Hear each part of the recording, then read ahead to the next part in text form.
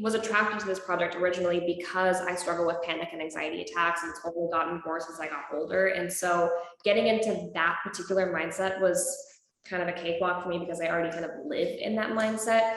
And the other stuff was really all about character building. And it was such a fine line because, you know, the whole goal of the film is not for Olivia to be likable. In fact, you kind of really shouldn't like Olivia. Like, she's got lots of demons that she does not handle well and actually does some pretty fucked up shit later.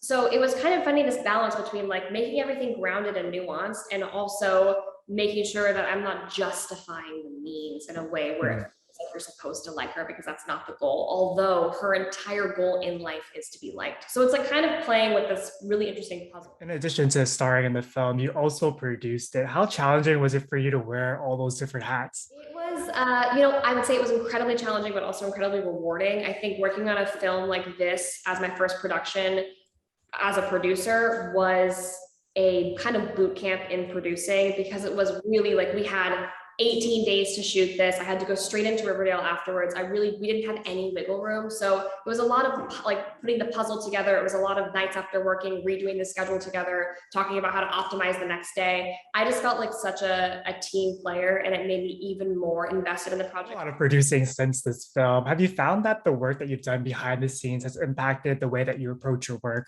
on camera, or vice versa? Absolutely. Even within my auditions, I feel like I now understand so much more, like putting together a cast.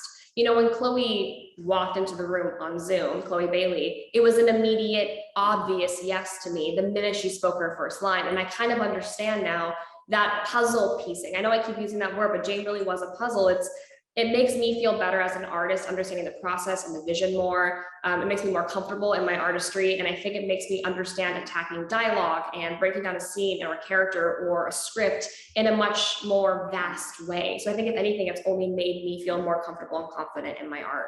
And I will continue doing it. Great answer. You know, there's so many incredible women in front of and behind the camera on this project. Who were the women in your own life who shaped the artist and storyteller that you are today? Absolutely, my mom. Like, truly, like, my mom is the woman who did it all for me. She championed my career and who I am as a person from the jump, and did everything she possibly could to instill a sense of artistry within me at a young age. So I'm very thankful for her. I have like a badass team of women behind me as well now in the industry. My publicists are all women. My manager is like the force to be reckoned with. I don't know how she manages everything like she does.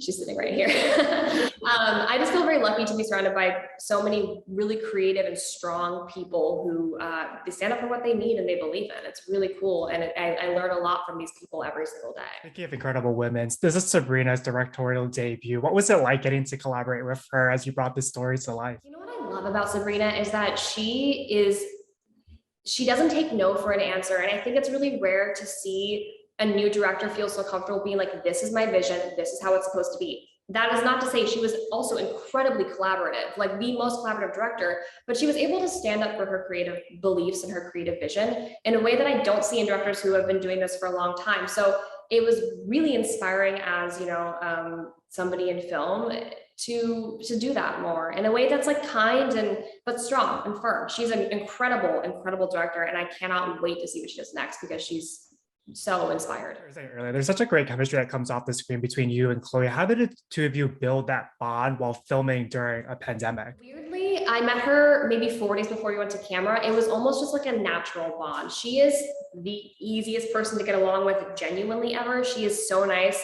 I can't speak highly of her or more highly of her. Like, she is just truly the best. So it was really easy to get along with her. I feel like she makes friends everywhere she goes, but we also spent every single weekend day together. Like, we went to escape rooms every single weekend together. We went to dinners every night. So we really enjoyed each other's company and chose to spend time together, but also really worked on the relationship together as well. Easy person to get along with though. One of the Creator Plus's mission is to create impact-driven project, and Jane tackles really sensitive themes of grief, anxiety, cyberbullying, told through this thriller. Why do you think this genre lends itself to this type of storytelling? I think it's, when you try to push a message in your face, I feel like it's almost like the message can be lost. because there's so much. I think this way it's up to the audience's interpretation of how they want to experience the film. They can experience it in a way where it's just purely entertainment and it's a fun ride for them to go along with, or maybe they'll identify with a piece of the story in a unique way to themselves. But with a psychological thriller as the lens, I feel like it lends itself to the audience picking their own fate, essentially, and like how they feel about the film.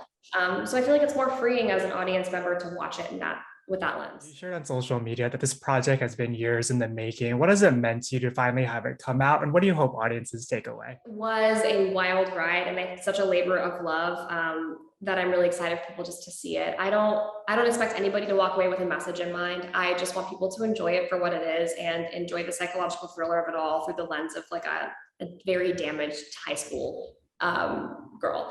It's just supposed to be fun and really, really exciting for me to do. And I think I don't know if I talked to this earlier, but to me, it's really fun to be able to play the lead of a film and have her be an antagonist from the jump. For people to see that, I feel like it's kind of a more nuanced and unique approach to this kind of filmmaking.